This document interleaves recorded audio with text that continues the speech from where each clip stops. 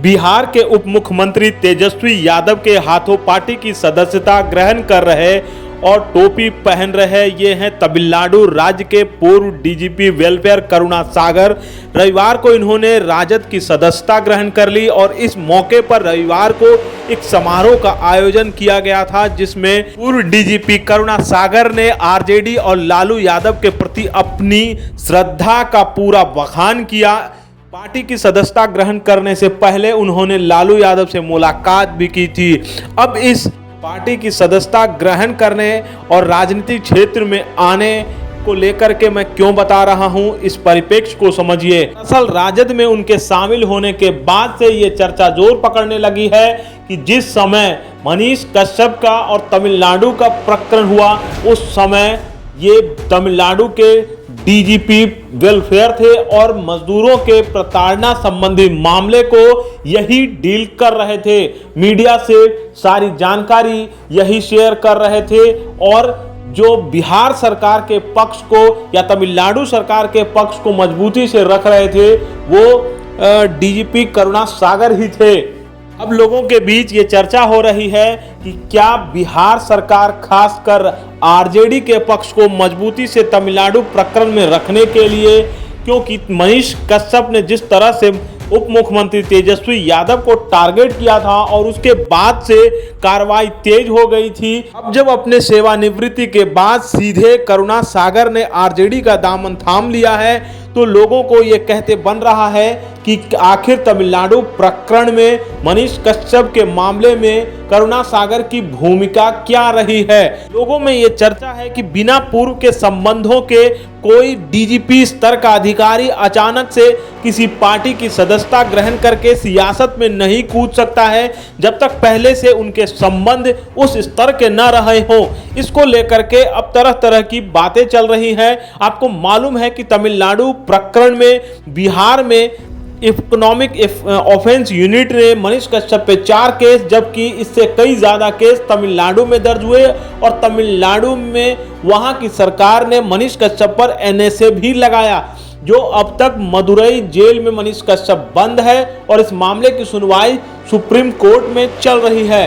अब तमिलनाडु के पूर्व डीजीपी करुणा सागर के आरजेडी ज्वाइन करने के बाद लोगों में ये चर्चा होना लाजमी था या सवाल उठना लाजमी था कि क्या तेजस्वी यादव और आरजेडी के साथ करुणा सागर के पहले से संबंध थे और उन संबंधों का कहीं तमिलनाडु प्रकरण में मनीष कश्यप के केस के मामले में कोई भूमिका या कोई असर तो नहीं है। इसको लेकर के लोगों में चर्चा होना लाजमी है। आपको बता दें कि करुणा सागर मूल रूप से बिहार के रहने वाले हैं और उन्होंने जहानाबाद अरवल क्षेत्र में कई अच्छे काम, सामाजिक काम किए हैं और कई कामों के लिए उन्हें सम्मानित भी किया गया है। 1991 बैच के आईपीएस रहे हैं करुणा सागर। डीजीपी करुणा सागर को पार्टी की सदस्यता ग्रहण कराने के लिए भव्य समारोह का आयोजन किया गया। जिस तरह से उन्हें सम्मानित करते हुए पार्टी में शामिल किया गया और समारोह में उप मुख्यमंत्री तेजस्वी यादव के अलावा पार्टी के प्रदेश अध्यक्ष जगदानंद सिंह और कई बड़े नेता मौजूद थे और जिस तरह से उनका भव्य स्वागत किया गया, इससे साफ जाहिर है कि आरजेडी के साथ पूर्व डीजीपी के पहले से संबंध रहे होंगे। अब देखना है कि करुणा सागर के ज्वाइन करने के बाद, आरजेडी में शामिल होने के बाद किस तरह की राजनीति होती है। कई लोग कह रहे हैं कि मनीष कश्यप प्रकरण में आरजेडी के लिए भूमिका निभाने की वजह से जो है करुणा सागर को पार्टी में शामिल कराया गया है और अब लोकसभा के चुनाव में शायद उन्हें टिकट भी मिल जाए। हालांकि ये सारी बातें कयास के स्तर पर हैं, चर्चा के स्तर पर है, लेकिन सवाल उठना लाजमी था। विद्यार्थी हूँ और इतिहास में कहते हैं कि जो लोग इतिहास से सीखते नहीं हैं वो उसको रिपीट करते हैं। आज देश एक कठिन दौर से गुजर रहा है। बाबा साहब भीमराव अम्बेडकर के बनाए हुए संविधान पर कुठाराघात हो रहा है, सामाजिक द्वेष फैलाया जा रहा है, लोगों को बांटने की कोशिश हो रही है। भारत का संविधान, भारत की गंगा जमुनी संस्कृति आज खतरे में है। तो दोस्तों, ये एक महायुद्ध है और इस युद्ध में हमारे नेता अग्रणी हैं और उनको आप सबका साथ चाहिए। आप सबकी शक्ति ही उनकी शक्ति है, आप ही को परिवर्तन ला सकते हैं। मैं अपनी बात समाप्त करने के लिए हमारे कवि राष्ट्र कवि रामधारी सिंह दिनकर की कविता जो समर शेष है उसकी 2 पंक्तियां सुनाना चाहूंगा। समर शेष है नहीं पाप का भागी केवल प्यार, जो तटस्थ रहे समय लिखेगा उनका भी इतिहास। तो दोस्तों, आप आज के लिए आने वाली अपनी संतानों के लिए इस धर्म युद्ध में शामिल होइए, हमारे नेता का हाथ बढ़ाइए। आज जो शक्तियां देश को विभाजित करने की कोशिश कर रही हैं, उनसे लड़ने की जरूरत है।